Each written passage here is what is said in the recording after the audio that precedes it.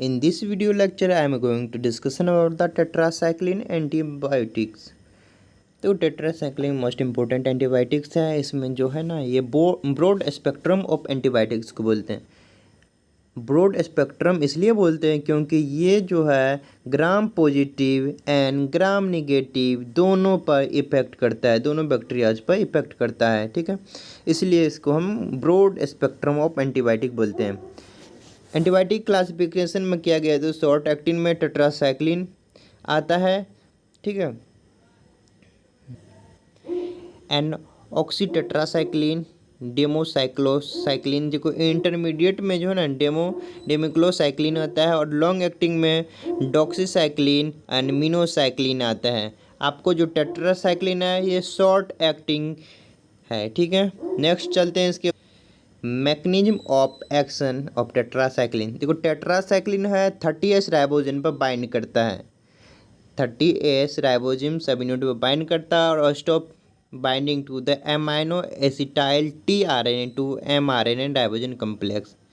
tRNA से mRNA ribosome complex में convert करने से रोकता है, जिसकी वजह से क्या होगा, आपको जो एमाइनो एसिड जो अब बनेगा ग्रोइंग पेप्टाइड चेन में वो ऐड होना स्टॉप हो जाएगा। ग्रोइंग पेप्टाइड चेन में एमाइनो एसिड ऐड होना बंद हो गया तो पेप्टाइड चेन का ग्रो होना फेलियर हो जाएगा। ठीक है, जिसके वजह से बैक्टीरिया जो होगा वो मर जाएगा। बैक्टीरियोस्टैटिक एक्शन शो करेगा tetracycline, inhibition of bacterial protein synthesis. Okay, ये आपको मुआ है। नेक्स्ट चलते हैं हम।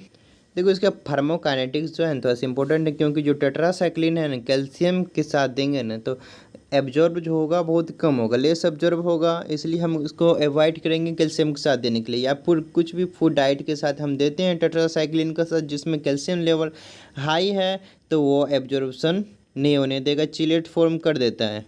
ठीक है, all tetracycline is excreted in urine.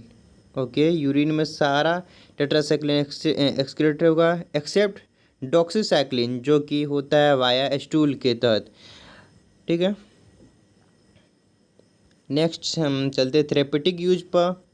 इसका थेरेपेटिक यूज क्या है, रिस्केट infections, brucellus and brucellosis, cholera, chlamydial infections, inguinale, granuloma, plague, peptic ulcer, leprosy and atypical pneumonia. Drug of choice azithromycin है टिपिकल न्यूमोनिया में। ठीक है, और सेट के फ्लो में syndrome of inappropriate anti diuretic hormone secretions and malaria, amyloidosis, इतना हम यूज करते हैं इसका। ठीक है, नेक्स्ट चलते हैं एडवर्स इफेक्ट पर। एडवर्स इफेक्ट ऑफ टेट्रासाइक्लिन क्या होगा,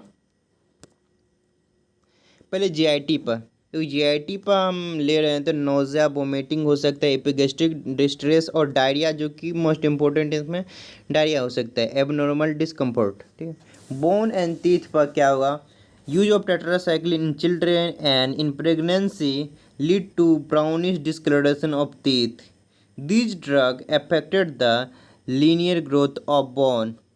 हम इसे 8 ईयर्स से छोटा बच्चा में नहीं देते हैं टेट्रासाइक्लिन, क्योंकि जो ग्रोइंग पीरियड होता है उसका, उसमें बोन और जो टीथ होता है उसका डिस्कलरेशन हो जाएगा, ब्राउनी डिस्कलरेशन हो जाएगा टीथ का, और बोन जो है उसका ग्रोथ नहीं होगा प्रॉपरली, क्योंकि हमें पता है टेट्रासाइक्लिन कैल्शियम से मिलकर चिलेट फॉर्म कर देता है। फोटोटॉक्सिसिटी, ठीक है, सुपर इन्फेक्शन में आ जाएगा आपका alteration of cholera of gut, यानी कोलरा हाई, मतलब कि सीवियर आपको डायरिया फीवर हो सकता है। ठीक है, hepatotoxicity seen in mainly in pregnancy, hepatotoxicity, hyper sensitive reaction हो सकता है। रीनल टॉक्सिसिटी, देखो रीनल टॉक्सिसिटी में जो होगा ना, इसमें ना एडीएच को इनविट करके, ADH of the collecting tubes में जो एडीएच है ना उसको इनविट करके, कौन इनविट करता है, demeclocycline can lead to nephrogenic diabetes mellitus, cause करेगा by inhibiting the ADH of collecting tubules. ठीक है, टेट्रासाइक्लिन के इतना ही हमें अभी पढ़ना है क्योंकि एग्ज़ाम के पर्पस से इम्पोर्टेंट है। तो आप छोटा सा एक नोट्स है जिसे आप याद कर सकते हैं। Thank you for watching.